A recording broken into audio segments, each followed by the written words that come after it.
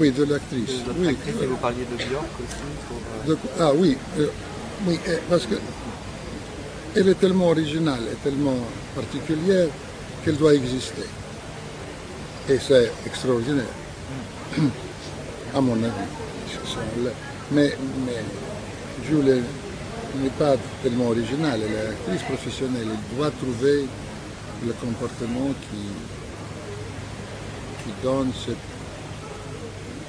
sorte de naïveté, idiotie, charme, sexe. Parce que l'actrice qui doit jouer ça, elle doit avoir une audacité de ne pas avoir peur d'être l'air stupide. Ça veut dire pas stupide dans le sens mental, stupide dans le sens artistique. Et pendant le tournage, avec les scènes avec elle justement, est-ce que vous lui donniez quelques directions ou... Bien sûr, qu'est-ce que je suis sur la scène pour donner des directions. Non, on a travaillé sur ce caractère avant et pendant, on a trouvé quelques modèles de comportement qui sont importants. Les quelques gens, ça, on prend de là, ça, on prend de ça.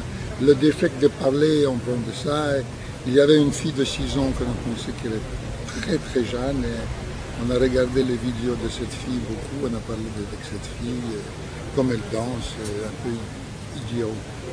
C'est ce qu'on a tourné. On a accumulé le caractère de différentes, on a accumulé le caractère de différents éléments, de différents gens, pour faire une sorte d'amalgame d'un caractère que je trouve important. Mais c'est pas facile, je peux vous dire, c'est pas facile.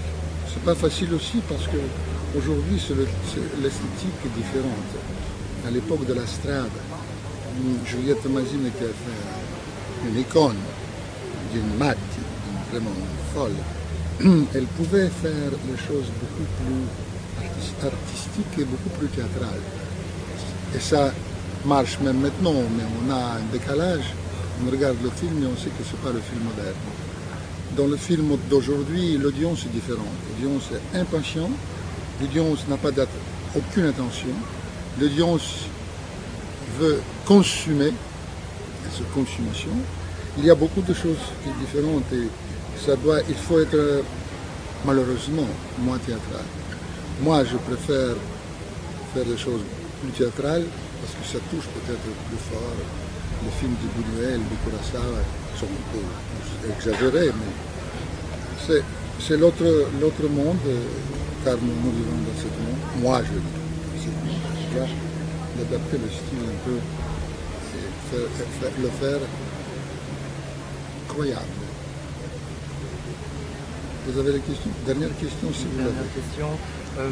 Par rapport au conflit tchétchène, l'histoire est située lors du tout premier conflit tchétchène. Oui. Est-ce que c'était l'idée, est-ce que c'était trop délicat de le situer aujourd'hui? C'est assez délicat, mais vous savez, j'ai aucun sens d'être délicat, d'être gentil.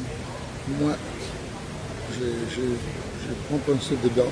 Quelqu'un m'a dit, c'est très bien balancé, tu vois, tu as passé les mines. Je ne savais pas que j'ai passé les mines. Je savais que je dois faire un film, ce que je pense sur les Russes et sur les Tchétchènes dans cette guerre. Ils sont tous les otages des situations. Il n'y a pas de mauvaises Tchétchènes et bons Russes, ou mauvaises Russes et bons Tchétchènes. Ils sont tous mauvaises et bonnes, dégueulasses et adorables. Et ils sont les victimes.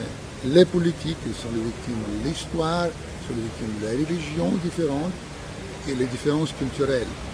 Ça veut dire ce que pense dans le monde, maintenant ce que se passe dans le monde, c'est exactement, nous sommes dans le monde du XXIe siècle où nous sommes tous les produits de nos cultures. Et c'est la chose plus importante de ne pas être absolument sûr que chacun a une culture, a plus de raisons à avoir de tout. Et il y a une culture est monopoliste de la vérité, n'importe quelle vérité. Il n'y a pas dans ce sens, rien n'est vrai et tout est possible. Merci.